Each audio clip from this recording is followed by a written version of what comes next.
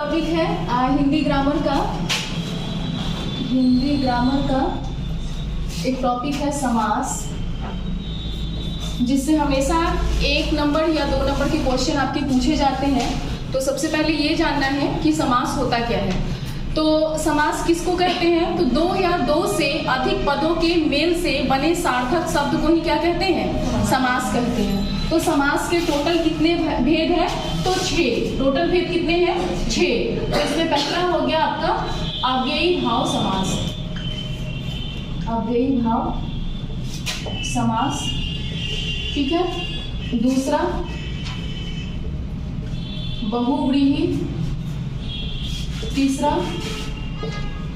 कर्मधारय, चौथा द्वंद्व, पांचवा द्विगु तत्पुरुष और छठा तत्पुरुष। चलिए ठीक है, अब एक एक के बारे में जानेंगे कि अव्ययी भाव समास किसको कहते हैं, बहुव्रीहि किसको कहते हैं, कर्मधारय, द्वंद्व और द्विगु समास और तत्पुरुष समास किसको कहते हैं। तो अव्ययी भाव समास के बारे में याद रखिएगा कि जिस शब्द के प्रारंभ में उपसर्ग लगा होता है उसको क्या कहते हैं? अव्ययी भाव समास कहते हैं। जिस शब्द के प्रारंभ में क्या लगा हो? उपसर्ग लगा हो। तो आप जानते हैं कि उपसर्ग किसी भी शब्द के आरंभ में लगा हुआ होता है। उपसर्ग किसी भी शब्द के प्रारंभ में लगता है। तो अव्ययी भाव समास को पहचानने का सबसे अच्छा तरीका यही है कि आपको उस शब्द में देखना होगा कि उस शब्द के प्रारंभ में क्या लगा हुआ होगा? उपसर्ग लगा हुआ होगा। तो जैसे कुछ उपसर्ग का नाम लिख देती हूं, जैसे सा, प्र, प्रति, ये सारे आपके उपसर्ग हैं। जैसे कि लिखा हुआ रहेगा प्रतिदिन। प्रतिदिन, प्रतिदिन में कौन सा उपसर्ग है? प्र है, तो यानी कि प्रतिदिन में कौन सा समास होगा? अव्ययी भाव समास होगा। जैसे कि अनु, अनु भी आपका उपसर्ग है।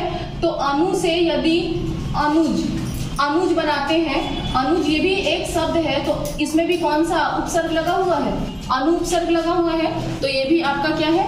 अव्ययी भाव समास है, ठीक है। उसके बाद फिर तत्पुरुष समास किसको कहते हैं? तो जिस समास का विग्रह करने पर कारक चिन्ह का लोप हो जाता है। जिस समास का विग्रह करने पर कारक चिन्ह का लोप हो जाएगा उसको तत्पुरुष समास कहते हैं। तो कारक चिन्ह क्या होता है? जैसे कर्ता ने कर्म को करण से संप्रदान को के लिए आपादान से अधिकरण में पर संबोधन हे हो अरे अजी, ये सारे क्या है? आपके कारक चिन्ह होते हैं। तो जब किसी भी शब्द का विग्रह करिएगा तो वो कारक चिन्ह का क्या हो जाता है? लोप हो जाता है। जैसे कि एक एग्जांपल लेते हैं, यश प्राप्त, यश प्राप्त, तो इसको क्या लिखेंगे? यश को प्राप्त, यश को प्राप्त। तो इसमें क्या है? कारक चिन्ह को आया, ठीक है। तो इसी कारक चिन्ह को का लोप कर देते हैं तो क्या बन जाता है? यश प्राप्त बनता है। तो जिसमें भी, जिस शब्द में भी उसका विग्रह करने पर कारक चिन्ह का लोप हो जाएगा उसमें कौन सा समास होता है? तत्पुरुष समास होता है। जिसमें जिसका विग्रह करने पर, जिस शब्द का विग्रह करने पर कारक चिन्ह का लोप हो जाता है उसमें कौन सा समास होगा?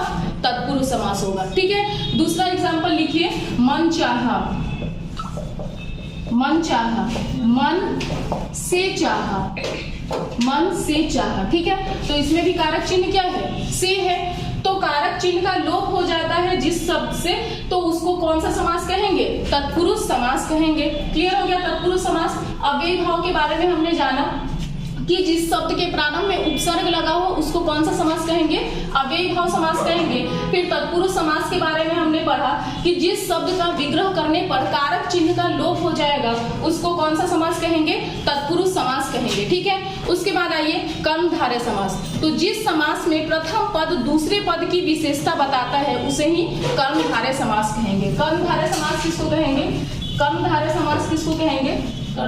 यहाँ है कर्मधारय समास। जिस समास में प्रथम पद दूसरे पद की विशेषता बताता है, प्रथम पद दूसरे पद की विशेषता बताएगा वो कर्मधारय समास कहलाएगा। जैसे कि दूसरे पद की तुलना में क्या आएगा? यह है जो। दूसरे पद की तुलना जब करेंगे तो 2 शब्द आप देखिएगा हमेशा आएगा, है जो और एक दूसरा शब्द है के समान। है जो और के समान, है जो और के समान आपका हमेशा आएगा। जैसे कि एक एग्जाम्पल से समझिए, कर्मधारय समास का एक एग्जाम्पल लिखते हैं, चरण कमल। इसका विग्रह करिएगा तो क्या बनेगा, कमल के समान चरण होगा, कमल के समान चरण। तो यहाँ आया के समान आया, तो के समान जिसमें भी आएगा विग्रह करने पर तो वो कौन सा समास होगा, कर्मधारय समास आएगा। एक आपका है जो वाला एक एग्जाम्पल देते हैं, जैसे कि महापुरुष,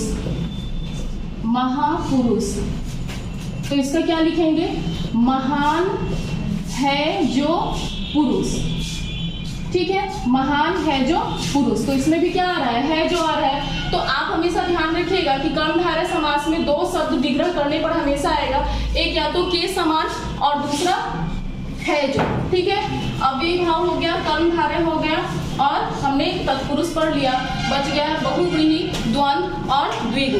तो द्वंद्व समास किसको कहते हैं, तो दोनों पदों के बीच योजक चिन्ह लगा हुआ होगा तो उसको कौन सा समास कहेंगे, द्वंद्व समास कहेंगे। द्वंद्व समास किसको कहते हैं, दोनों पदों के बीच योजक चिन्ह क्या लगा, किसको कहते हैं, तो ये वाले चिन्ह को योजक चिन्ह कहते हैं। जैसे एग्जाम्पल से देख लीजिए, जैसे लिखते हैं दाल रोटी, तो इसमें कौन सा समास है, द्वंद्व समास है। दाल रोटी में कौन सा समास हो गया, द्वंद्व समास हो गया। उसी तरीके से लिखते हैं माता पिता, इसमें भी योजक चिन्ह लगा हुआ है। तो आपको ध्यान में रखना है कि जिसमें भी योजक चिन्ह लगा हुआ रहेगा उसमें कौन सा समास होगा, द्वंद्व समास होगा, ठीक है। उसके बाद अब आपका बच गया द्विगु।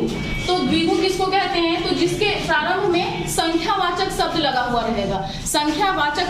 हुआ रहेगा, जिस समास के प्रथम पद संख्यावाची होंगे वो कैसे समास होंगे, तो द्विगु समास होंगे।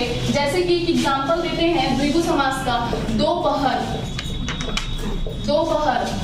तो दोपहर का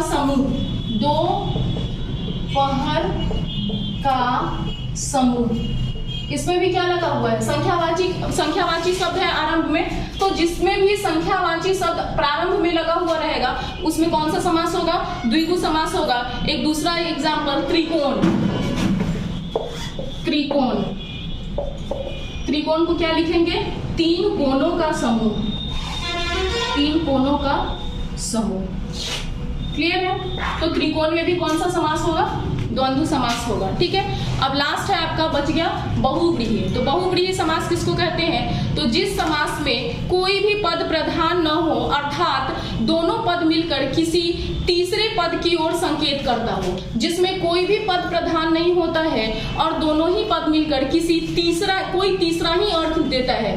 आपका इसमें बहुव्रीहि में हमेशा ध्यान रखिएगा कि मैक्सिमम टाइम आपका किसी भी भगवान के नाम पे ये बहुव्रीहि आपका कोई भी भगवान का नाम का संकेत करता है। जैसे कि एग्जाम्पल में ले लीजिए आप पीताम्बर, ठीक है, पीताम्बर अर्थात पीला वस्त्र धारण करने वाला, ठीक है। उसके बाद दूसरा एग्जाम्पल घनश्याम, तो घनश्याम किसको कहते हैं, कृष्ण को कहते हैं। तो उसमें भी कौन सा समास होगा, बहुव्रीहि समास होगा। उसके बाद हो गया गंगाधर, ठीक है, तो गंगाधर में जो गंगा को अपने में धारण किए हुए हैं अर्थात शिव, तो इसका भी क्या है, गंगाधर तो बोल रहे हैं लेकिन कोई तीसरा ही अर्थ दे रहा है, यानी किसकी ओर इंडिकेट कर रहा है, शिव की ओर इंडिकेट कर रहा है। तो इसलिए उसमें आपका कौन सा समास होगा, बहुव्रीहि समास होगा।